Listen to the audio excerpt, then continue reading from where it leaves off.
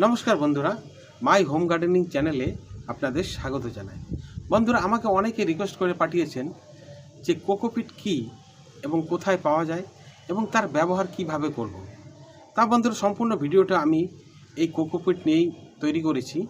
এই ভিডিওতে আমি সম্পূর্ণ দেখাবো কিভাবে কোকোপিটকে আপনারা ব্যবহার করবেন, কোথা থেকে সংগ্রহ করবেন, সম্পূর্ণ পদ্ধতি এই ভিডিওতে আমি দেখালাম। তো বন্ধুরা, ভিডিওটি দেখতে থাকুন। বর্তমানে এই কোকোপিটের মার্কেটের চাহিদা প্রচুর, তাই চাহিদা অনুসারে যোগান দেওয়ার জন্য আমরা এই কোকোপিট ব্লকগুলোকে সংগ্রহ করে নিই। আর এই কোকোপিট ব্লকগুলো সংগ্রহ করার পর এগুলোকে জল দিয়ে ভালোভাবে ভিজিয়ে ঝুরঝুরে করে নিতে হয়। এই কোকোপিট ব্যবহারে যেমন অনেক উপকারিতা আছে, কিছু কিছু অপকারিতাও আছে। সেই বিষয়ে সম্পূর্ণ এই ভিডিওতে আমি আলোচনা করব। তো বন্ধুরা, ভিডিওটি স্কিপ না করে শুরু থেকে শেষ পর্যন্ত দেখবেন, যাতে করে কোকোপিট সম্বন্ধে কোনো কোশ্চেন থাকলে সেই কোশ্চেন আমার এই ভিডিওতে কমপ্লিট হয়ে যাবে। আর এই কোকোপিট ব্লকগুলো আমরা অনলাইনে সংগ্রহ করতে পারি। সেক্ষেত্রে কস্টটা একটু বেশি পড়লেও যেহেতু চাহিদা আমাদের বেশি, তাই এই কোকোপিট ব্লকগুলো অনলাইনে পারচেস করা সবথেকে সুবিধা। এই কোকোপিটটা আমরা যখন সংগ্রহ করি জলে ভেজাতে, এটা আমরা প্রায় সবাই জানি। তবে এই কোকোপিটটা যখন তৈরি হয়, যেটা যে এরিয়াতে তৈরি হয় সেটা সামুদ্রিক এরিয়াতে আমাদের যে নারকেলের যে ছোবড়াটা হয়, সেই ছোবড়াটাকে সমুদ্রে জলে 2 মাস মতো ভিজিয়ে রাখা হয়। তারপরে নানান পদ্ধতির মাধ্যমে এই কোকোপিটটা তৈরি হয়ে আমাদের কাছে ব্লক আকারে পৌঁছায়। তো স্বভাবতই এর মধ্যে থেকে লবণাক্ত ভাবটা থেকে যায়। আমরা যখন কোনো ব্লক সংগ্রহ করার পর 2 থেকে 3 ঘন্টা এই ব্লকটিকে ভালোভাবে জল দিয়ে ভিজিয়ে রাখতে হবে। আর ভিজিয়ে রাখার কারণটা একটাই হলো যে এই ব্লকগুলো যখন তৈরি হয় এর মধ্যে সামুদ্রিক জলের যে লবণাক্ত ভাব থেকেই যায়। এই লবণাক্ত ভাব থাকার ফলে সোডিয়ামের পার্সেন্টেজটা বেড়ে যায়। আর এই সোডিয়ামের পার্সেন্টেজ যখন বেশি থাকে, আমরা যদি সরাসরি গাছের মধ্যে ইউজ করি সেক্ষেত্রে আমাদের গাছ নষ্ট হয়ে যাওয়ার সম্ভাবনা থাকে। এটা ধ্যান রাখতে হবে সবসময়। তবে আরেকটা সমস্যা হলো যে ডাইরেক্ট যদি আমরা কোকোপিটে কোনো বড় ধরনের গাছ লাগাই, সেক্ষেত্রে ওজন হালকা হওয়ার জন্য গাছটি উল্টে পড়ে যাওয়ার সম্ভাবনা থাকে। এই দিকটা একটু ধ্যান দিতে হবে। মার্কেটে কোকোপিট 2 ধরনের পাওয়া যায়। এক ধরনের ব্লক আকারে, যেটা আমি সংগ্রহ করে নিয়েছি। আরেক ধরনের পাওয়া যায় ডাস্ট আকারে, সেটাকে জলে ভেজানোর প্রয়োজন হয় না। কিন্তু যে ব্লকটা আমি দেখাচ্ছি, এই ব্লকটা জলে ভেজালে একটা ব্লক প্রায় 5 গুণ থেকে বেশি আয়তনে বেড়ে যায়। কোকোপিটটা ভেজানোর সময় একটা বড় আকৃতির পাত্র হলে সবথেকে ভালো হয়, কারণ এই কোকোপিটটাকে অনেকক্ষণ ভিজিয়ে রাখতে হয়। এই কোকোপিটের জল শোষণ ক্ষমতা খুব বেশি, তাই জল দেওয়ার সঙ্গে সঙ্গে এটি ফুলে আকৃতিতে বড় হয়ে যায়। একটি কোকোপিট ব্লক মোটামুটি 5 থেকে 6 ফুট এর আকৃতি নিয়ে ফেলে, তাই একটু বড় জায়গা হলে খুব ভালো হয়।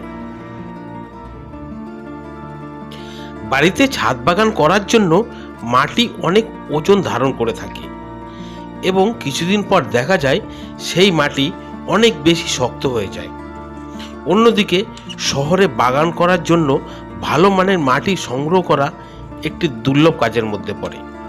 তাই ছাদ বাগান করার জন্য কোকোপিট খুবই কম ওজন ও বেশি পরিমাণে জলীয় অংশ ধারণ করার ক্ষমতা সম্পন্ন একটি 100% জৈব উপাদান। কোকোপিটে প্রাকৃতিকভাবে অপকারী ব্যাকটেরিয়া এবং ফাঙ্গাস প্রতিরোধকারী উপাদান বিদ্যমান থাকে। কোকোপিট হালকা এবং ঝুরঝুরে হওয়ার কারণে এর ভিতরে খুব সহজেই উদ্ভিদের জন্য খাদ্য তৈরির অক্সিজেন সরবরাহ হয়ে থাকে। কোকোপিটে প্রাকৃতিক মিনারেল থাকে যা উদ্ভিদের খাদ্য তৈরি এবং উপকারী অণুবীজ সক্রিয় করার জন্য বিশেষ ভূমিকা রাখে। কোকোপিটের পিএইচ এর মাত্রা থাকে 4.2 থেকে 6.2 এবং এর ভেতরে ক্ষারত্ব সহনশীল পর্যায় থাকে বলে নারকেল থেকে তৈরি জৈব সারে আছে 60 থেকে 75% জৈব পদার্থ 0.76% নাইট্রোজেন, 0.4% হারে ফসফরাস ও পটাশ, 0.2% সালফার ও 0.004% বোরন। এবার দেখে নেওয়া যাক কোকোপিট ব্যবহারের সুবিধা। যেহেতু কোকোপিট খুব হালকা, তাই বর্তমানে টেরিস গার্ডেন বা ছাদ বাগানে যারা বাগান করেন তারা সয়েললেস গার্ডেনের জন্য এই কোকোপিটটা প্রচুর পরিমাণে ব্যবহার করে থাকে। এতে সুবিধা একটা যে কোকোপিটের ব্যবহারের ফলে আমাদের যে ছাদের যে ওজনটা খুব কম থাকে। কোকোপিটে প্রচুর পরিমাণে পুষ্টি উপাদান আছে। এতে রয়েছে নাইট্রোজেন, ফসফরাস, উচ্চতর পটাশিয়াম ও ম্যাগনেসিয়ামের মতো উপাদান। কোকোপিট ব্যবহারের ফলে গাছের গোড়ায় যেমন আগাছা জন্মায় না, তেমনি গাছের রুট ডেভেলপমেন্টটা ভালো হয়। যেহেতু গাছের গোড়াতে অক্সিজেন সরবরাহ ভালো থাকে, তাই গাছের গ্রোথও খুব ভালো থাকে। কোকোপিটে দ্রুত জল ও বাতাস চলাচল করতে পারে, ফলে গাছের শিকড় দ্রুত বাড়ে। গাছের শিকড় বাড়ার কারণে গাছও দ্রুত বাড়ে এবং স্বাস্থ্যবান হয়।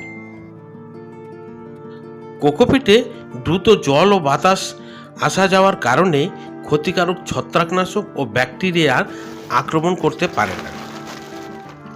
কোকোপিটে রাসায়নিক সার না মেশালেও চলে।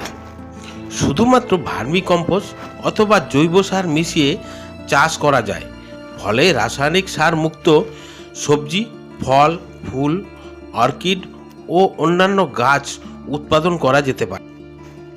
আর বন্ধুরা, ভিডিওটি যদি ভালো লাগে একটা লাইক অবশ্যই দেবেন, আর গার্ডেনিং ফ্রেন্ডসদের অবশ্যই ভিডিওটি শেয়ার করবেন। আর নতুন বন্ধুরা যারা আমার চ্যানেলটিতে প্রথমবার দেখছেন তারা চ্যানেলটি সাবস্ক্রাইব করে পাশে থাকা বেল আইকনটি ক্লিক করে অবশ্যই অল বাটনটি ক্লিক করবেন। আর ভিডিওটি কেমন লাগলো কমেন্ট করে অবশ্যই জানাবেন। এই কোকোপিটে আছে জল ধরে রাখার অসাধারণ ক্ষমতা। 1 কেজি কোকোপিটে 15 কেজি জল ধরে রাখতে পারে। বিভিন্ন ঋতুতে এর পরিমাণ বিভিন্ন হয়ে থাকে।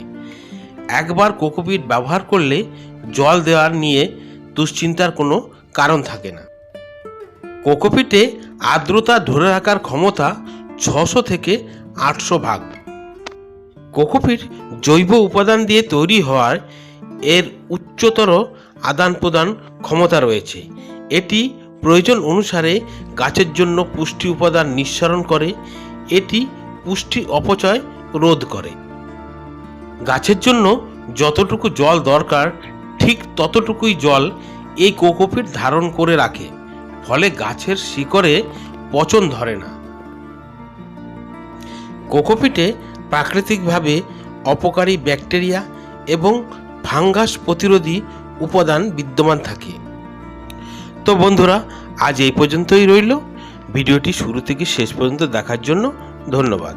ভালো থাকবেন, সুস্থ থাকবেন এবং প্রচুর পরিমাণে গাছ লাগাবেন। ধন্যবাদ।